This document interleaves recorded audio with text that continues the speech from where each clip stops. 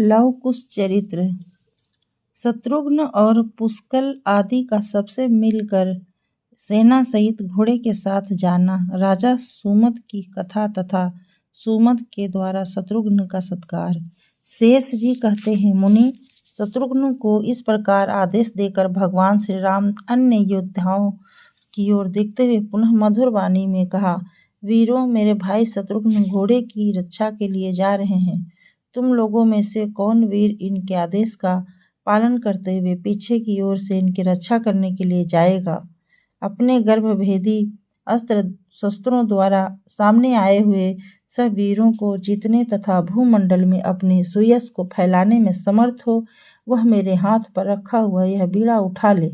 श्री रघुनाथ जी के ऐसा कहने पर भरत कुमार पुष्कल ने आगे बढ़कर उनके कर कमल से वह बीड़ा उठा लिया और कहा, स्वामिन, मैं जाता हूँ।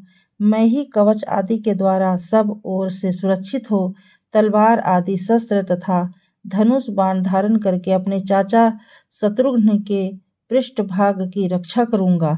इस समय आपका प्रताप ही समूची पृथ्वी पर विजय प्राप्त करेगा।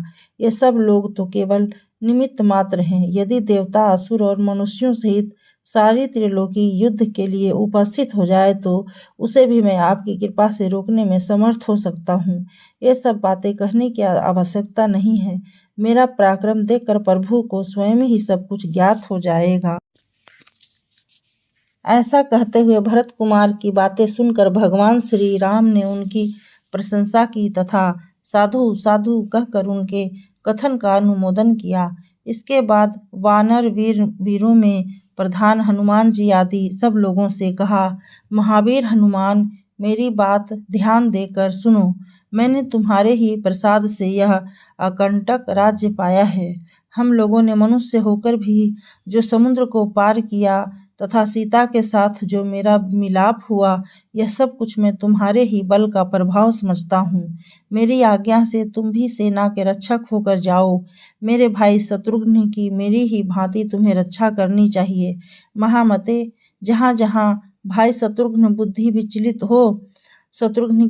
विचलित हो, वहाँ वहाँ तुम उन्हें समझा बुझाकर कर्तव्य का ज्ञान कराना।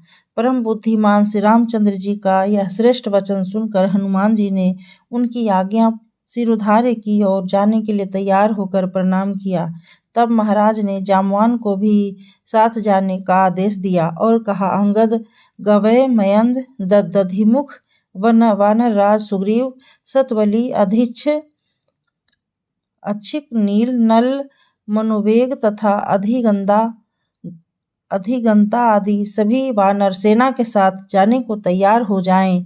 सब लोग रथों तथा स्वर्णमय आभूषणों से विभूषित अच्छे अच्छे घोड़ों पर सवार हो बख्तर और टोप से सज धज कर शीघ्र यहाँ से यात्रा करें।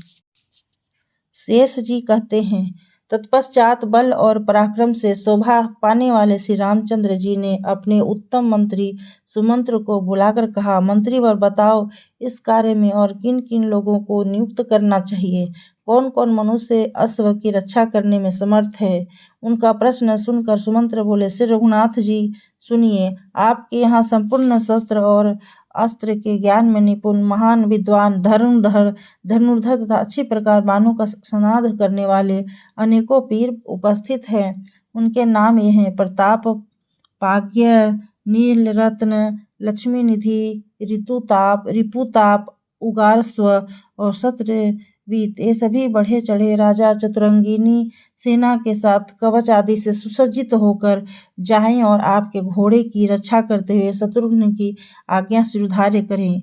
मंत्री जी का यह बात सुनकर श्री रामचंद्र जी को बड़ा हर्ष हुआ और उन्होंने उनके बताए हुए सभी योद्धाओं को जाने के लिए आदेश दिया। श्री रघुनाथ जी की आज्ञा पाकर उन्हें बड़ी प्रसन्नता हुई, क्योंकि वे बहुत दिनों से युद्ध की इच्छा रखते थे और रण में उन्मत्त होकर लड़ने वाले थे। श्री सीता जी की प्रेरणा से वे सभी राजा कवच आदि से सीतापति की प्रेरणा से वे सभी राजा कवच आदि से सुसज्जित हो अस्त्र शस्त्र लेकर शत्रुघ्न के निवास स्थान पर गए। तदंतर ऋषि की आज्ञा पाकर श्री रामचंद्र जी आचार्य आदि सभी ऋत्वज महर्षियों को शास्त्रोक्त उत्तम दक्षिणाएं देकर उनका विधिवत पूजन किया। उस समय श्री रघुनाथ जी के यज्ञ में सब ओर यही बात सुनाई देती थी, देते जाओ, खूब धन लुटाओ, किसी से नहीं मत कहो, साथ ही समस्त भोग सामग्रियों से युक्त अन्न का दान करो। इस प्रकार वह यज्ञ चल रहा था। उसमें दक्षिणा पाए हुए श्रेष्ठ ब्राह्मणों की भरमार थी। वहाँ सभी तरह के शुभ कर्मों का अनुष्ठान हो रहा था। इधर श्री रामचंद्र जी के छोटे भाई शत्रुघ्न अपनी माता के पास जाकर उन्हें प्रणाम करके बोले, कल्याणमयी माँ, मैं घोड़ी की रक्षा के लिए जा रहा हूँ, मुझे आज्ञा दो। तुम्हारी कृपा से शत्रुओं को जीत कर विजयी की शोभा से संपन्न हूँ, अन्य महाराजाओं तथा घोड़े को साथ लेकर लौट आऊंगा। माता बोली, बेटा जाओ, महावीर तुम्हारा मार्ग मंगलमय हो। सुमते, तुम अपने समस्त शत्रुओं को जीत कर फिर यहाँ लौट आओ। तुम्हारा भतीजा पुष्कल धर्मज्ञों में श्रेष्ठ है, उसकी रक्षा करना। बेटा, तुम पुष्कल के साथ सकुशल लौट कर आओगे, तभी मुझे अधिक प्रसन्नता होगी। अपनी माता की ऐसी बात सुनकर शत्रुघ्न उत्तर दिया, माँ, मैं अपने शरीर की भांति पुष्कल की रक्षा करूंगा तथा जैसा मेरा नाम है उसके अनुसार शत्रुओं का नाश करके प्रसन्नता पूर्वक लौटूंगा। तुम्हारे इन युगल चरणों का स्मरण करके मैं कल्याण का ही भागी होऊंगा। ऐसा कहकर वीर शत्रुघ्न वहां से चल दिए तथा यज्ञ मंडप से छोड़ा हुआ वह यज्ञ का अस्त्र शस्त्रों की विद्या में प्रवीण समुद्र संपूर्ण योद्धाओं द्वारा चारों ओर से घिरकर सबसे पहले पूर्व दिशा की ओर गया। उसका वेग वायु के समान था। जब वे चलने को उद्यत हुए तो उनकी दाहिनी बाह फड़क उठी और उन्हें कल्याण तथा विजय की सूचना देने लगी। उधर पुष्कल अपने सुंदर एवं समृद्धिशाली महल में गए और वहां अपनी पतिव्रता पत्नी से मिले, जो स्वामी के दर्शन के लिए उत्कंठित थी और उन्हें देखकर हर्ष में भर गई थी। उससे मिलकर पुष्कल ने कहा, भद्रे, मैं चाचा शत्रुघ्न का पृष्ठपोषक होकर रथ पर सवार हो यज्ञ के घोड़े की रक्षा के लिए जा रहा हूँ। इस कार्य के लिए मुझे श्री रघुनाथ जी की आज्ञा मिल चुकी है। तुम यहाँ रहकर मेरी समस्त माताओं का सत्कार करना तथा चरण दबाना आदि सभी प्रकार की सेवाएं करना। उनके प्रत्येक कार्य में उसकी आज्ञा का पालन करने में आदर एवं उत्साह के साथ प्रवृत्त होना। यहाँ लोपा मुद्रा आदि जितनी पतिव्रता देवियां आई हुई हैं, वे सभी अपने तपोबल से सुशोभित एवं कल्याणमयी हैं। तुम्हारे द्वारा उनमें से किसी का अपमान न हो जाए, इसके लिए सदा सावधान रहना। शेष जी कहते हैं, पुष्कल जब इस प्रकार उपदेश दे चुके तो उनकी पतिव्रता पत्नी कांतिमती ने पति की ओर संपूर्ण प्रेम पूर्ण दृष्टि से देखा तथा अत्यंत विश्वस्त होकर मंद मंद मुस्कुराती हुई वह गदगद वाणी से बोली, नाथ, संग्राम में आपकी सर्वत्र विजयी हो। आपको चाचा शत्रुघ्न की आज्ञा सर्वथा पालन करना चाहिए तथा जिस प्रकार भी वह घोड़े की रक्षा हो उसके लिए सचेष्ट रहना चाहिए। स्वामी, आप शत्रुओं पर विजयी प्राप्त करके अपने श्रेष्ठ कुल की शोभा बढ़ाइए। महाबाहो, जाइए, इस यात्रा में आपका कल्याण हो। यह है आपका धनुष, जो उत्तम गुण सदृढ़ प्रत्यंचा से सुशोभित है। इसे शीघ्र ही हाथ में लीजिए। इसकी टंकार सुनकर आपके शत्रुओं का दिल भय से व्याकुल हो उठेगा। वीर, ये आपके दोनों तरकस हैं, इन्हें बांध लीजिए, जिससे युद्ध में आपको सुख मिले। इसमें वैरियों को टुकड़े टुकड़े कर डालने वाले अनेक बाण भरे हैं। प्राणनाथ, कामदेव के समान सुंदर अपने शरीर पर यह सुदृढ़ कवच धारण कीजिए, जो विद्युत की प्रभा के समान अपने महान प्रकाश से अंधकार को दूर किए देता है। प्रियतम, अपने मस्तक पर यह शिरस्त्राण मुकुट भी पहन लीजिए, जो मन को लुभाने वाला है। साथ ही मणियों और रत्नों से विभूषित 2 उज्ज्वल कुंडल है, इन्हें कानों में धारण कीजिए। पुष्कल ने कहा, प्रिय, तुम जैसा कहती हो वह सब मैं करूंगा। वीर पत्नी कांतिमती, तुम्हारी इच्छा के अनुसार मेरी उत्तम कीर्ति का विस्तार होगा। ऐसा कहकर पराक्रमी वीर पुष्कल ने कांतिमती के दिए हुए कवच, सुंदर मुकुट, धनुष और विशाल तरकस, इन सभी वस्तुओं को ले लिया। उन सबको धारण करके विरोचित शोभा से संपन्न दिखाई देने लगे। उस समय संपूर्ण अस्त्र शस्त्रों के ज्ञान में प्रवीण उत्तम योद्धा पुष्कल की योद्धा शोभा बहुत बढ़ गई। पतिव्रता कांतिमती ने अस्त्र शस्त्रों से शोभायमान अपने पति को वीरमाला से विभूषित किया तथा कुमकुम, अगुरु, कस्तूरी और चंदन आदि से उनकी पूजा करके अनेकों फूलों के हार पहनाए, जो घुटने तक लटक कर पुष्कल की कांति बढ़ा रहे थे। पूजन के पश्चात उस सती ने बारंबार पति की आरती उतारी। उसके बाद पुष्कल बोले, भामिनी, अब मैं तुम्हारे सामने ही यात्रा करता हूँ। पत्नी से ऐसा कहकर वे सुंदर रथ पर आरूढ़ हुए और अपने पिता भरत तथा स्नेह विहुला माता मांडवी का दर्शन करने के लिए वहां जाकर उन्होंने बड़ी प्रसन्नता के साथ पिता और माता के चरणों में मस्तक झुकाया। पिता और माता की आज्ञा लेकर वे पुलकित शरीर से शत्रुघ्न की सेना में गए, जो बड़े बड़े वीरों से सुशोभित थे। तदंतर शत्रुघ्न रघुनाथ जी के महायज्ञ संबंधी घोड़े को आगे करके अनेकों रथियों, पैदल चलने वाले शूरवीरों, अच्छे अच्छे घोड़ों और सवारों से घिरकर बड़ी प्रसन्नता के साथ आगे बढ़े। वे घोड़े के साथ साथ पंचाल, कुरु, उत्तर कुरु और दसरान आदि देशों में जो संपत्ति में बहुत बड़े बड़े थे भ्रमण करते रहे। शत्रुघ्न जी सब प्रकार की शोभा से संपन्न थे। उन्हें उन सभी देशों में श्री रामचंद्र जी के संपूर्ण सुयश की कथा सुनाई पड़ती थी। लोग कहते थे, श्री रघुनाथ जी, आप रावण नामक असुर को मारकर अपने भक्त जनों की रक्षा की है। अब पुनः अश्वमेध आदि पवित्र कार्यों का अनुष्ठान आरंभ करके भगवान श्री राम त्रिभुवन में अपने सुयश का विस्तार करते हुए संपूर्ण लोगों की भय से रक्षा करेंगे। इस तरह भगवान का यशोगान करने वाले लोगों पर संतुष्ट होकर पुरुषश्रेष्ठ शत्रुघ्न जी उन्हें पुरस्कार के रूप में सुंदर हार, नाना प्रकार के रत्न, बहुमूल्य वस्त्र देते थे। श्री रघुनाथ जी के एक सचिव थे जिनका नाम था सुमति।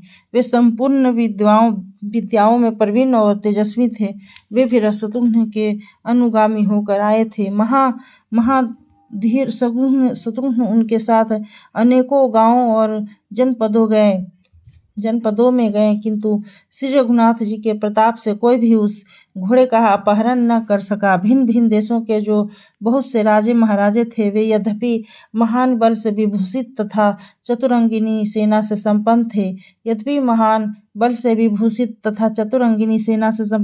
मोती और मणियों सहित बहुत सी संपत्ति साथ ले घोड़े की रक्षा में आए हुए शत्रुघ्न के चरणों में गिर जाते और बारंबार कहने लगते, रघुनंदन, यह राज्य तथा पुत्र, पशु और बांधवों सहित सारा धन भगवान श्री राम ही है, हमारा इसमें कुछ भी नहीं।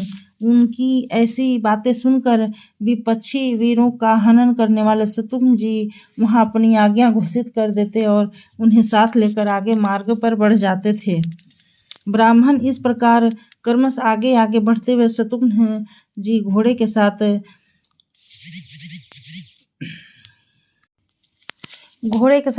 अहिच्छत्रा नगरी के पास पहुंचे, जहां जो नाना प्रकार के मनुष्यों से भरी हुई थी। उसमें ब्राह्मणों तथा अन्य द्विजों का निवास था। अनेकों प्रकार के रत्नों से वह पूरी सजाई गई थी। सोने और स्फटिक मणि के बने हुए महल तथा गोपुर फाटक उस नगरी की शोभा बढ़ा रहे थे। वहां के मनुष्य सब प्रकार के भोग भोगने वाले तथा सदाचार से सुशोभित थे। वहां बाण संधान करने में चतुर वीर हाथों में धनुष लिए उस पुरी के श्रेष्ठ राजा सुमंत को प्रसन्न किया करते थे। शत्रुघ्न ने दूर से ही उस नगरी को देखा। उसके पास ही एक उद्यान था जो उस नगर में सबसे श्रेष्ठ और शोभायमान दिखाई देता था। तमाल और ताल आदि के वृक्ष उसकी सुषमा को और भी बढ़ा रहे थे। यज्ञ का घोड़ा उस उपवन के बीच में घुस गया तथा उसके पीछे पीछे वीर शत्रुघ्न भी, जिनके चरण कमलों की सेवा में अनेकों धनुर्धर क्षत्रिय मौजूद थे, उनमें जा पहुंचे। वहां जाने पर उन्हें एक देव मंदिर दिखाई दिया जिसकी रचना अद्भुत थी। वह कैलाश शिखर के समान ऊंचा तथा शोभा से संपन्न था। देवताओं के लिए भी वह सेव्य जान पड़ता था। उस सुंदर देवालय को देखकर श्री रघुनाथ जी के भाई शत्रुघ्न ने अपने सुमति नामक मंत्री से, जो अच्छे वक्ता थे, पूछा। शत्रुघ्न बोले, मंत्री वर बताओ, यह क्या है? किस देवता का मंदिर है? किस देवता का यहाँ पूजन होता है तथा वे देवता किस हेतु से यहाँ विराजमान हैं? मंत्री सब बातों के जानकार थे। उन्होंने शत्रुघ्न का प्रश्न सुनकर कहा, वीरवर, एकाग्रचित होकर सुनो, मैं सब बातों का यथावत वर्णन करता हूँ। इसे तुम कामछा देवी का उत्तम स्थान समझो। यह जगत को एकमात्र कल्याण प्रदान करने वाला है। पूर्व काल में अहिच्छत्रा नगरी के स्वामी राजा सुमंत की प्रार्थना से भगवती कामाक्षा यहाँ विराजमान हुई। जो भक्तों के दुख दूर करती हुई उनकी समस्त कामनाओं को पूर्ण करती थी। वीर शिरोमणि शत्रुघ्न, तुम इन्हें प्रणाम करो। मंत्री के वचन सुनकर शत्रुओं को ताप देने वाले नरश्रेष्ठ शत्रुघ्न ने भगवती कामाक्षा को प्रणाम किया और उनके प्रकट होने के संबंध की सब बातें पूछी। मंत्रीवर अहिच्छत्रा के स्वामी राजा सुमंत कौन है? उन्होंने कौन कौन सी तपस्या की है जिसके प्रभाव से ये संपूर्ण लोकों की जननी कामाक्षा देवी संतुष्ट होकर यहाँ विराज रही है?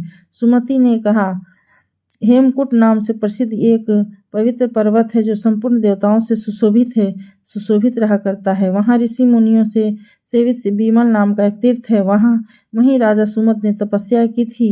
उनके राज्य की सीमा पर रहने वाले संपूर्ण सामंत नरेशों ने, जो वास्तव में शत्रु थे, एक साथ मिलकर उनके राज्य पर चढ़ाई की।